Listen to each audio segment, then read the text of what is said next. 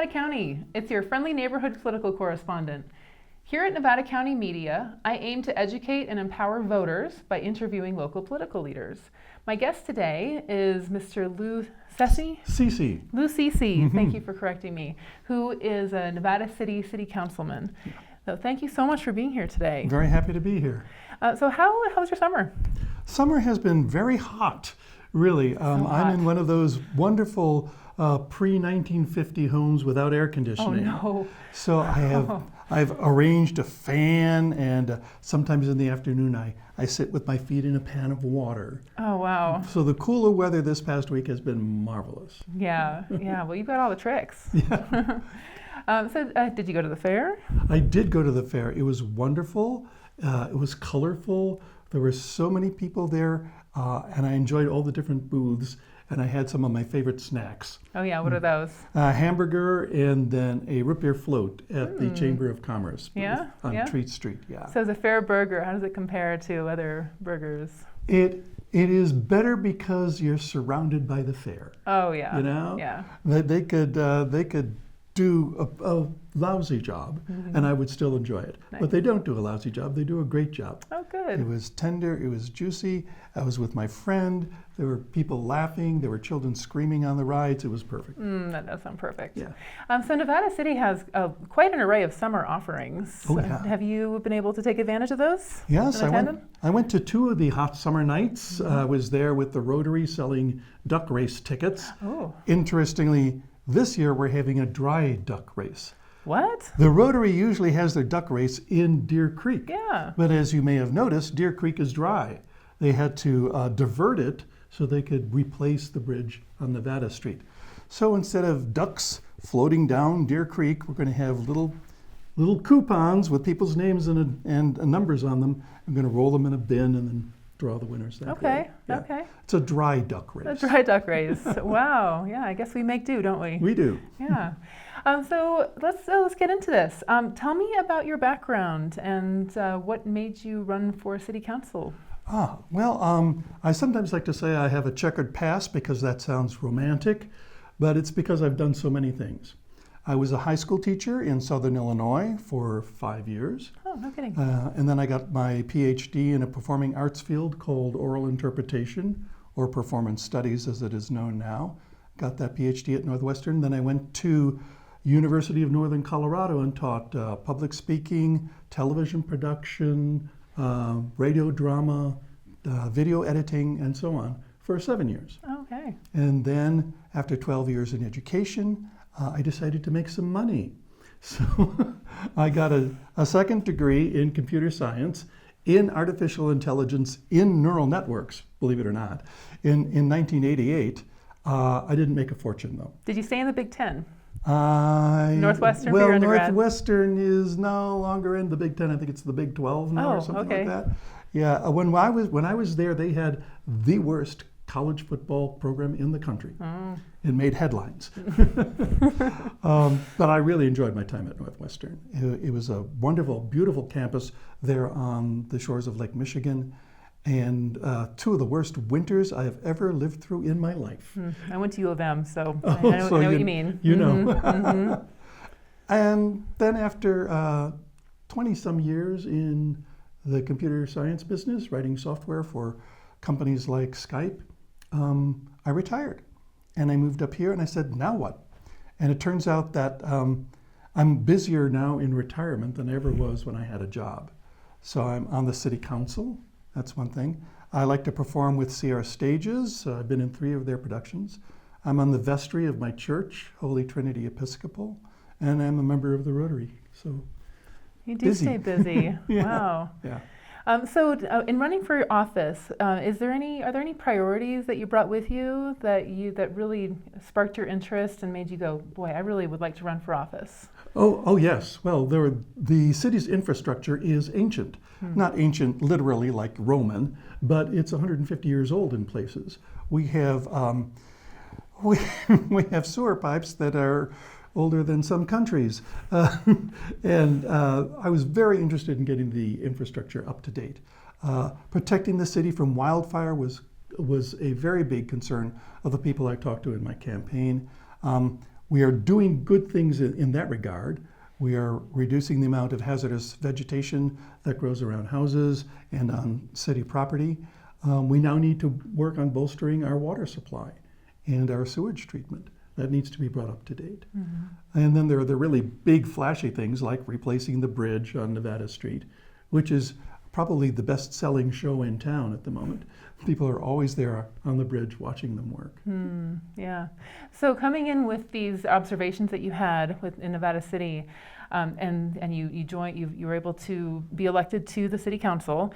How do you find that those priorities that you identify align with the priorities of the city council? Like, are they open to your ideas, or do they have their own that they have that you've jumped on board with? Well, a city council is just 5 individuals, and everyone has their own agenda and their ideas and the things that they most want to do. But I was lucky in that when I joined the city council, Adam Klein and I were elected in the same year. The city decided to take a pause and come up with its strategic plan and named 7 strategic areas. And 2 of those aligned exactly with what I wanted to do, which were fire safety and infrastructure. I also got put on the business committee and was helpful, I think, in allowing the businesses in the city to flourish. We had to change the ordinances a little bit. We were charging full business licenses for people who only show up for the fairs. So like for Hot Summer Nights or for Victorian Christmas or the farmers market, those people just have booths. They don't have brick and mortar stores. So we dropped that price from like 120 to 20 for them. And that really helped them.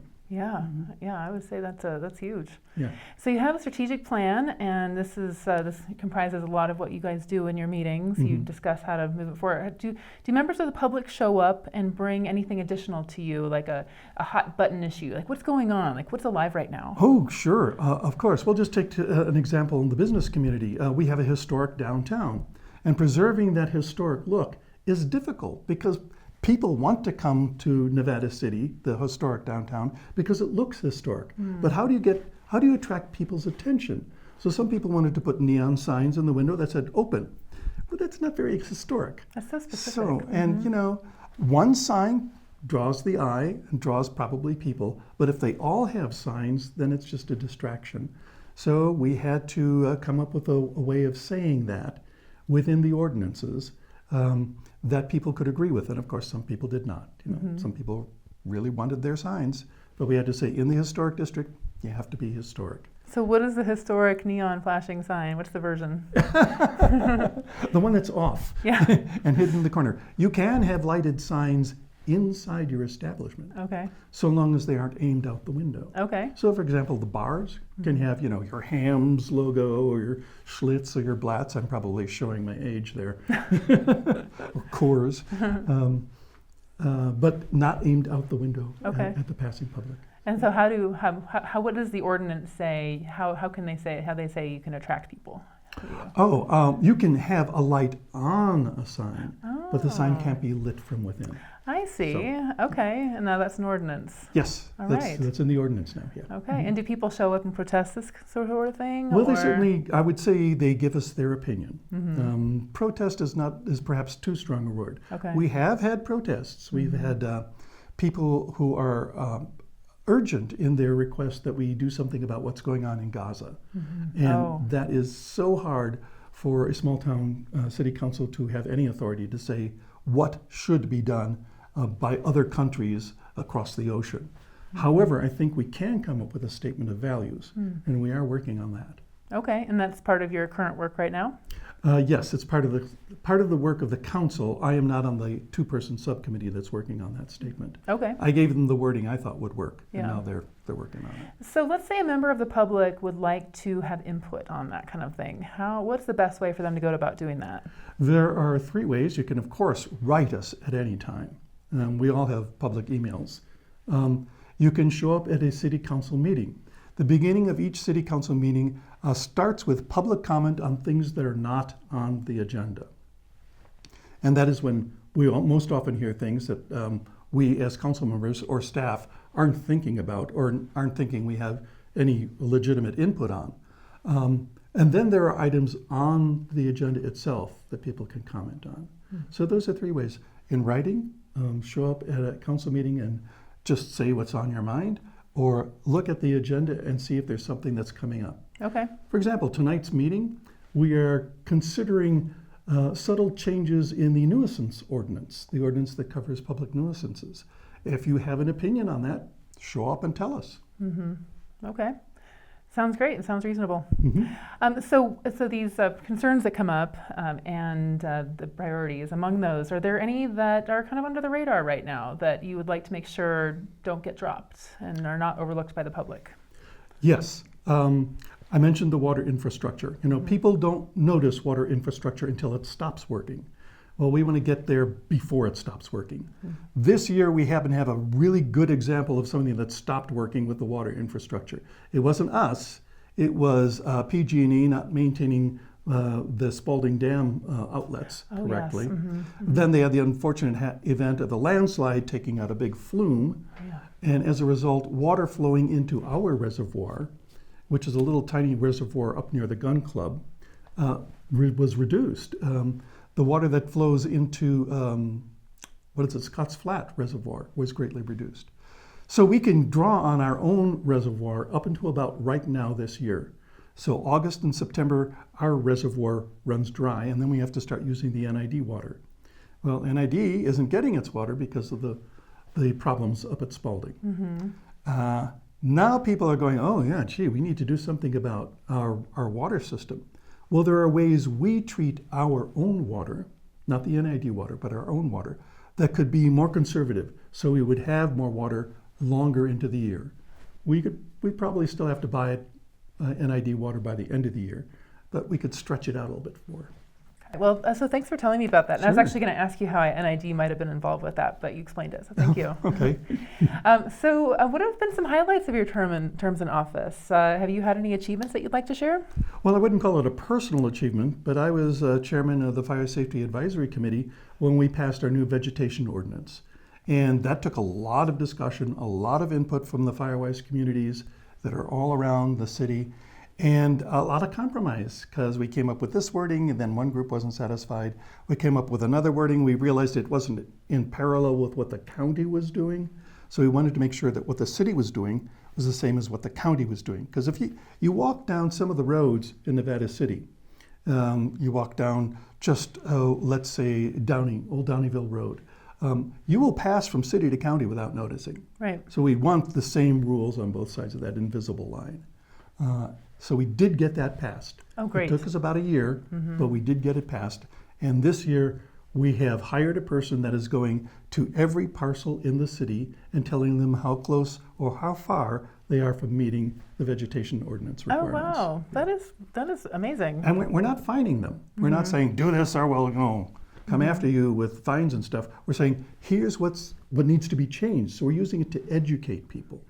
Because voluntary compliance is a whole lot easier than enforcement. Right. And are you finding people are amenable to doing stuff? Yes, they are. That's great. And if they are not, or if they can't, or whatever, are there any resources to help them out? Yes, there are. We have a grant, a $100 micro grant to any person who wants to home harden their house. That means doing things like putting screens, 1/8-inch mesh behind all your screens, your vents, that is. And other things like that. Okay, that's great. Yeah. Okay, so how can voters learn more about that? Well, first of all, you go to the city's website, which was recently revamped, by the way. It now looks like a modern website as opposed to something made 20 years ago by, for example, me. And it is colorful and it's very functional. Yeah? And what's the address? It's probably nevadacity.com. All right. Well, probably Gov. Okay. Okay, Gov. great. Google Nevada City. Yep. Nevada City CA. It'll come up. It'll come up. And how can voters learn more about you and engage with you? I have a city email address, lou.cc@nevadacityca.com. one word, Okay. .gov. Okay. Write me and let me know what you think. All right, fair enough. Okay, and if you want to learn more about Nevada City City Council, you can go to the Nevada City City Council's website. If you have any feedback on this piece, please email me at ncnpolitics@gmail.com. It has been my privilege to be with you today. Remember, when it comes to politics, if you're not at the table, you might be on the menu. Thank you, Lou Ceci, City Councilman of Nevada City City Council, and thanks for staying informed, Nevada County. I'll see you soon with another special guest.